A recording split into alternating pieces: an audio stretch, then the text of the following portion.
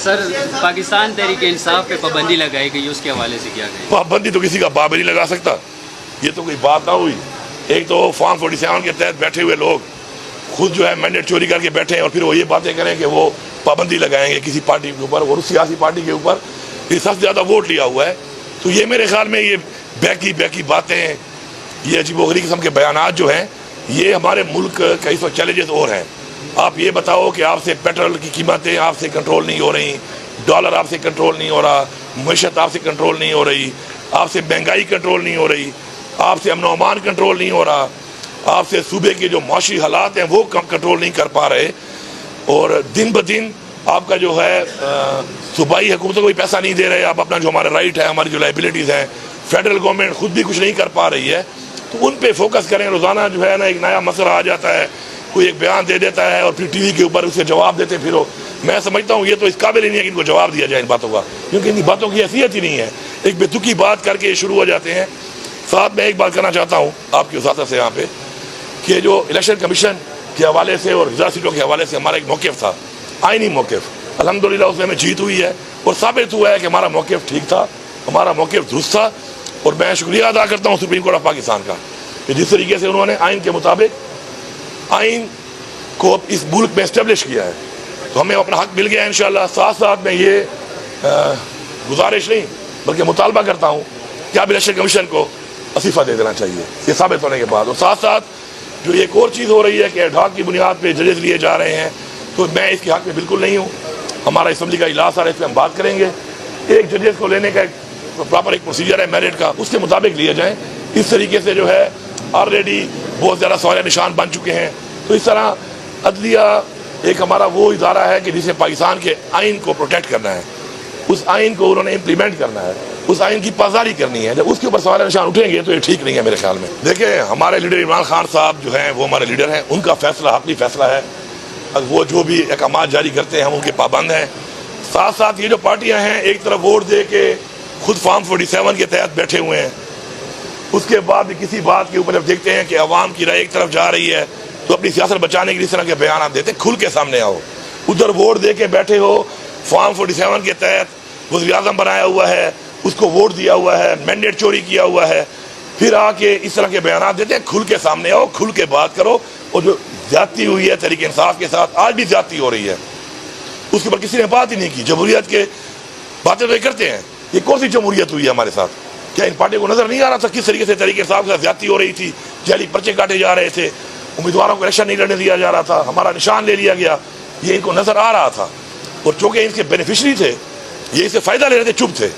फिर भी शुक्र है इस हुए में तो हमने अपना मैंडेट हमने बचा लिया अपना, और बाकी पाकिस्तान में हमारा चोरी हुआ है तो उसके ऊपर इनको शर्म करनी चाहिए, इनको खुल के सामने आना चाहिए और पहले उस पर बात करनी चाहिए कि उस पर क्या मौक़िफ़ है आपका। ये ऐसी बातों के ऊपर एक बयान दे के लोगों में अपनी पॉपुलैरिटी बहाल करने के लिए आ जाते हैं, फिर जब असल बात आती है फिर पीछे हट जाते हैं। तो मैं समझता हूँ ये दोगली पॉलिसी है। खुल के सामने आओ, खुल के बात करो, एक मौक़िफ़ दो, ठोस मौक़िफ़ दो। देखिए, बदतरीन नहीं है उस वक्त जो हमने एक स्टांस लिया और हमने एक बात की, उसके बाद से हमने लॉसेस के ऊपर कंट्रोल करना भी शुरू कर दिया। हमारे वो फीडर जो 1.5 साल से बंद थे वो फीडर अब चालू हैं। ठीक है, उसे बिजली 6 घंटे मिल रही है, लेकिन आप ये देखें बिल्कुल मुकम्मल बंद किए हुए थे। जहाँ पे 22 घंटे थी वहाँ पे ब्लो शेडिंग 16 घंटे पे आई है, कहीं 18 घंटे पे आई है। तो एक रिलीफ हमने दिया है आवाम को। अब उसका अल्टरनेटिव है कि लॉसेस भी हैं, उनको भी ख़त्म करना है क्योंकि हमारा मुल्क है। तो उसके लिए अभी हमने पैकेज इंशाल्लाह दे दी है। अगले हफ्ते मैं उसका इफ्ताह करूँगा। हम ऐसे एरियाज में जहाँ पर हमारे लॉसेस ज़्यादा हैं और हमारे लोग किसी भी वजह से बिजली का बिल महंगी बहुत ज़्यादा नहीं भर सकते, तो हम 1 लाख लोगों को अभी सोलर दे रहे हैं। 2 के भी हम सोलर उनको लगा के देंगे, इस पर हम फ्री भी देंगे और कुछ लोगों को हम ऐसा भी देंगे कि जी आधे पैसे वो देंगे, आधे हम देंगे, और किस्तों में आहिस्ता आहिस्ता पैसे उतारेंगे। तो उसका एक प्लान है पूरा, उस प्लान पे अगले हफ्ते इफ्ताह हो जाएगा। और इस तरीके से हमने काउंटर करना है चीज़ों को और देखभाल के। पाकिस्तान को भी हमने देखना है कि लॉसेस जो आ रहे हैं हमारे सूबे से आ रहे हैं, तो वो हमने कम भी करने हैं। तो उसकी एक प्लानिंग हमने की हुई है, हमने बजटिंग कर दी है उसके लिए इंशाल्लाह। अपनी आवाम को पहले भी हमने रिलीफ दिलाया है इंशाल्लाह, और मज़ीद भी इंशाल्लाह दिलाएंगे। बिस्मिल्लाहिर्रहमानिर्रहीम। अल्हम्दुलिल्लाह मुहर्रम बड़े अमन व अमान के साथ खैर खैरियत से इंशाल्लाह गुजर रहा है और इंशाल्लाह हमारी पूरी कोशिश है और तमाम जो हैं जितने भी महकमे हैं, हमारी लॉ एनफोर्समेंट एजेंसीज़ हैं, सब मिल के काम कर रही हैं इसके ऊपर। और इंशाल्लाह एक हमारे जो कमांड एंड कंट्रोल सेंटर बने हुए हैं, हर एरिया में भी बने हुए हैं, और उसके बाद फिर उधर होम डिपार्टमेंट में तमाम अजला के पूरे सूबे का भी एक सेंटर बना हुआ है और उसको हम देख रहे हैं इंशाल्लाह। फैसिलिटीज़ के हवाले से भी यहाँ पे काम हो रहा है और साथ साथ हेल्थ के हवाले से जो हेल्थ के जो मसाइल अगर कोई आ जाए उसके लिए भी यहाँ पे फुल काम हो रहा है और सिक्योरिटी ऑब्वियसली वो हमारी मेन कंसर्न है, उस पर भी इंशाल्लाह काम हो रहा है। इंशाल्लाह हमें पूरा यकीन है इंशाल्लाह ये अमन अमान से इंशाल्लाह गुजरेगा और इंशाल्लाह हमारी टीमें काम कर रही हैं, हमारी पुलिस हमारी फोर्सेस काम कर रही हैं। देखिए जी, हमारे सूबे को एक चैलेंज है बहुत बड़ा दहशतगर्दी का और उसको ज़ाहिर बात है हमारी पुलिस भी फाइट कर रही है और हमारे डिपार्टमेंट भी फाइट कर रहे हैं, हमारी फौज भी फाइट कर रही है और हमारी आवाम भी फाइट कर रही है और कुर्बानी आपके सामने है इस सूबे की।